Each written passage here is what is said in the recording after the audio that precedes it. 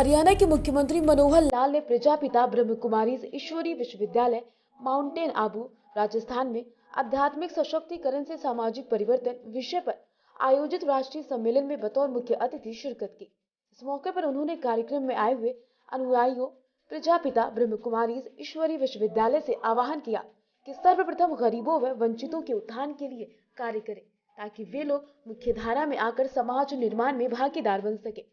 इस मौके पर समाज बदलाव का संदेश देते हुए मनोहर लाल ने कविता की पंक्तियां सुनाते हुए कहा, चलो दीप जलाए वहां जहां अंधेरा घना है, अर्थात सबसे पहले अंतिम पायदान पर खड़े व्यक्ति के घर उजियारा कर उसको जीवन के दुख दर्द व दरिद्रता को दूर करने की कोशिश की जाए।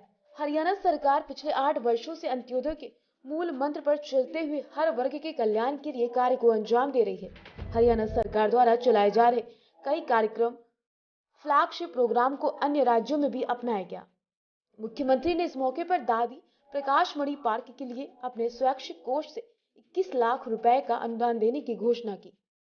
हरियाणा सरकार संतों महापुरुषों की शिक्षाओं को जन जन तक पहुंचा रही है। मुख्यमंत्री ने कहा, समय समय पर समाज में अनेक महापुरुषों ने जन्म लिया, उन्होंने समाज सुधार के लिए काम किए।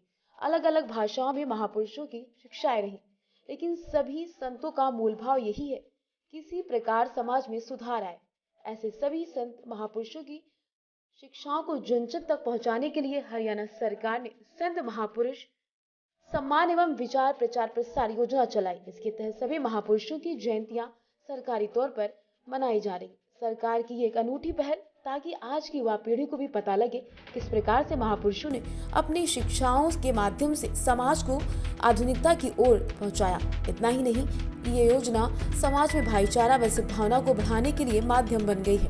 भौतिक विकास के साथ साथ आध्यात्मिक विकास भी जरूरी। उन्होंने कहा कि ब्रह्म कुमारी संगठन का लक्ष्य भी समाज सुधार के साथ साथ मनुष्य का आध्यात्मिक विकास करना है। आगे उन्होंने कहा, शरीर को स्वस्थ रखने की हमारी प्राचीन विधा योग को दुनिया भर में पहचान दिलाने के लिए प्रधानमंत्री नरेंद्र मोदी के प्रयासों से संयुक्त राष्ट्र संघ द्वारा 21 जून को राष्ट्रीय योग दिवस के रूप में घोषित किया गया। योग साधना के माध्यम से आध्यात्मिक ज्ञान की प्राप्ति भी होती है। प्रधानमंत्री के इस प्रयास को संयुक्त राष्ट्र संघ ने एक बार फिर माना और वर्ष 2023 को अंतर्राष्ट्रीय मिलेट्स ईयर घोषित किया। हरियाणा में भी 9 वर्ष पर मोटे अनाज के अल्पाहार के साथ 2023 को लिमिट्स ईयर के रूप में मनाने की शुरुआत की गई। निराशा को कभी हावी न होना दें, आशावादी बनकर आगे बढ़े।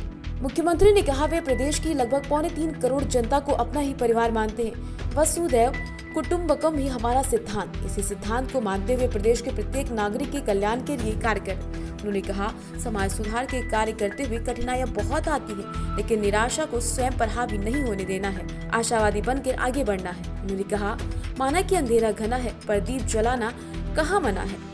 इस मूल्य वाक्य पर चलते हुए जीवन में आने वाली सभी बुराइयों के अंधेरों को दूर कर निरंतर समाज हित में कार्य करते रहना चाहिए।